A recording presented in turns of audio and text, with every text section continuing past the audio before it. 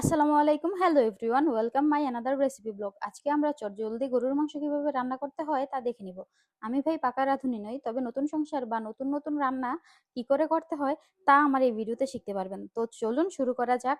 আমি আমার সব উপকরণগুলো হাতের কাছে এনে নিচ্ছিলাম, যাতে আমার গরুর মাংসটা মাখাতে খুব সহজ হয়। এখানে আমি গরুর নরম মাংস নিয়েছিলাম, সাথে ছিল রগ, নরম হাড্ডি। এই মাংস আমার হাজবেন্ডের খুব পছন্দের, তাই তো তার জন্য আজকে স্পেশাল রান্নার আয়োজন। প্রথমে আমরা তেজপাতা, লং, এলাচ, দারচিনি এইসব মশলা দিয়ে নিব। সুন্দর করে পরিমাণ মতো তা দিয়ে নেবেন। তারপরে দিব আমরা পেঁয়াজ কুচি। অল্প কিছু পেঁয়াজ কুচি আমরা আলাদা করে রেখে দিব। এটা গরুর মাংস কষানোর সময় আমরা দিয়ে নিব। তারপর দিব আদা প্লাস রসুন বাটা। আদা রসুন বাটা আপনি আপনার পরিমাণ মতো মাংস অনুযায়ী দিবেন। তারপর দিয়ে নিব হলুদ, হলুদের গুঁড়ো 2 চামচের মতো। তারপর আমরা এতে দিয়ে নিব মরিচের গুঁড়ো। মরিচের গুঁড়োটা আপনারা আপনাদের স্বাদ অনুযায়ী দিবেন। যদি ঝাল খেতে পছন্দ করেন তাহলে বেশি দিবেন, আর তা না হলে কম দিবেন। তারপর এতে দিয়ে নিব আমরা হজের গুঁড়ি। হজের গুঁড়িটা এটার মধ্যে একটি অন্যরকম ফ্লেভার আনবে। তারপর দিয়ে দিব গরম মশলা, সাথে অ্যাড করব গরুর মশলা। গরুর মশলাটা আমি এখানে 3 চা চামচ দিয়ে নিচ্ছি। গরুর মশলাটাও আপনারা আপনাদের স্বাদ অনুযায়ী দিয়ে নেবেন। এরপর দিয়ে নিব তেল। তেল ও লবণ পরিশেষে ভালো করে মেখে নিব। এই মাখানোটার মধ্যেই গরুর মাংস রান্নার একটি বিরাট রহস্য লুকিয়ে থাকে। যত ভালো করে আপনি এটা মেখে নিবেন, তত ভালো আপনার রান্না হবে।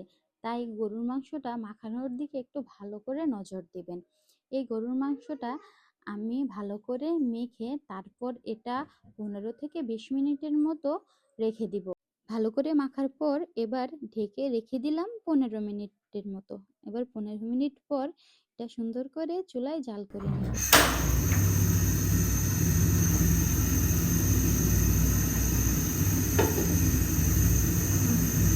এই তো এটি জাল দেওয়ার সময় আপনার এখান থেকে পানি উঠেছে এবং যেই মাখানো তেলটি ছিল তাও ভেসে উঠেছে। এবার একটু ভালো করে নেড়ে চেড়ে দিয়ে আবার এই ঢাকনাটি দিয়ে দিব।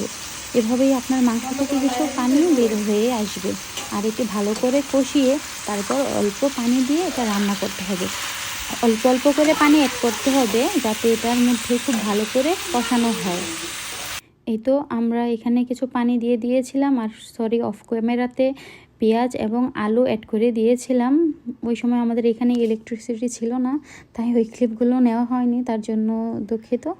এই তো আমরা ভালো করে কষিয়ে তারপর ঝোল দিয়ে নিয়েছি। কতটুকু শুকিয়েছে তা দেখার জন্য আমি আমার হাজবেন্ডকে বলেছিলাম, সে কোনো কাপড় ছাড়াই কড়াইয়ার হরাতে হাত দিয়েছিল। তারপর কঠিন একটা ছেঁকা খেয়ে, এই ছেঁকা সেই ছেঁকা না, এটা হচ্ছে বউয়ের কাজে সাহায্য করার ছেঁকা। এই তো দেখতে দেখতে আমাদের গরুর মাংস রান্না করাও শেষ পর্যায়ে, ঝোলটা শুকিয়ে গিয়েছে। তো এই পর্যায়ে হালকা জিরা দিয়ে তারপর নামিয়ে নেবেন। এখন খাওয়ার পালা। সবাই ভালো থাকবেন, সুস্থ থাকবেন। আল্লাহ হাফেজ।